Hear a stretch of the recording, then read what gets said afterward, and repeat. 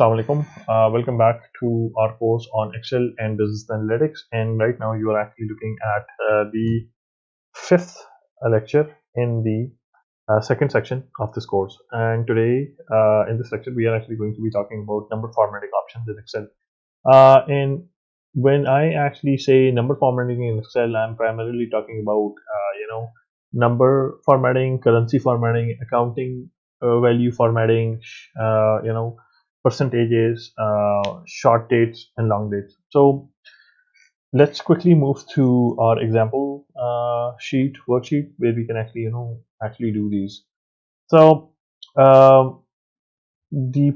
specific section that I'm actually talking about is over here in home and in the number ribbon section, and you see over here a number of options that you can actually apply on your data according to the type of the data that's inside your data set.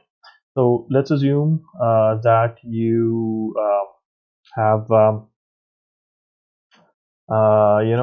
set of text in different rows available. So you can actually select that particular column and select text in order to nominate this data as text. It's important to do that. In most of the cases, Excel is actually smart enough to identify uh, you know the category or the type of the data, but sometimes it does not do that. It's always good to check what sort of a nomination has Excel done to the data automatically, because if the data is not nominated correctly, or is, the right data type is not selected, Excel can do a lot of funny things with you.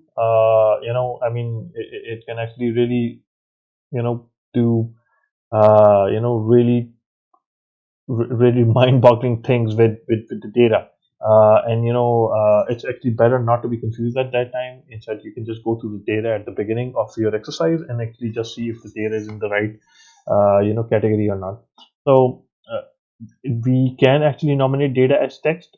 We can actually nominate data as dates, and there are two different types of date nominations that we can actually give. So there's the short date, which is actually in this format where you get the month, the date itself, and then the year. And then there is the long date, which actually is pretty long, as you can see. But it then actually gives you the day along with the month, and then the date, and then the year. So you can actually then nominate the data as date. You can nominate data as percentages, as you can see over here. You can actually nominate that. So I've actually selected some values. I'm just going to select them and convert them into percentages. And you can see that it actually automatically converts them into percentages and also gives them a percentage sign over there. So this is a quick way of actually converting your values into percentages, and not to have to write the formula of when you divide something by a whole and then multiply it with 100. You can actually just do the division, or just put in the raw percentage values, and then just simply click the percentage sign over here, or select percentage from this drop down, and it will actually convert them into percentages.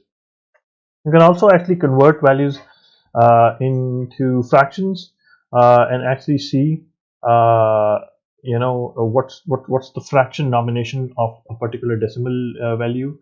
So for example, if I click over here, you can see that wherever there was a fraction applicable, it went ahead and applied the fraction. So this is actually a fraction, and Excel can actually do that as well.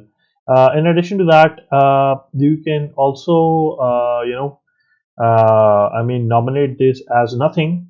By selecting this a particular column, and then selecting general, which actually says that it's this is actually no specific format. So this isn't a format, they're just plain numbers. You're not associating anything with it. To these total sales column, I would actually like to nominate a currency value to this. As you can see, as soon as I actually put in a currency value, or I make a currency selection from the drop down, it actually puts a dollar sign right next to it, actually signifying that this is actually a currency.